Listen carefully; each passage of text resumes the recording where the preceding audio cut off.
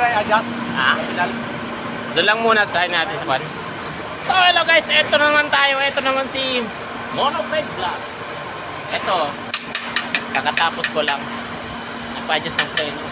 Muna doon sa likod hanggang harap. Tapos ngayon, yung ginawa ko kanina ng clutch, nagreklamo masyadong mataas eh, nagpa-adjust na naman.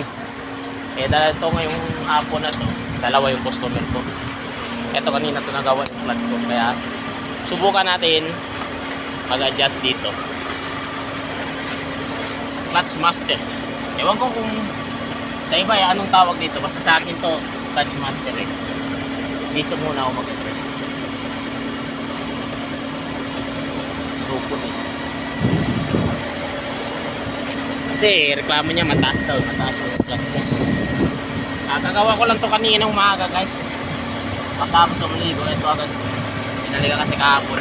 Budget ko kahapon kasi pinalitan ko na assembly. Eh sira din pala yung diaphragm ng booster. Kaya yung sa may breather ng hangin, eh fluid na lumalabas doon. Kaya nila umaga, yung sa kanya na booster,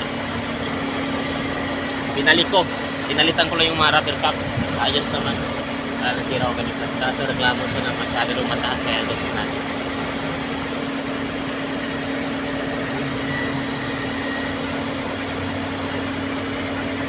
Dosi pala to eh. Ha? Dosi. Tayo na, parang hero-hero ka na. Ano nangyari?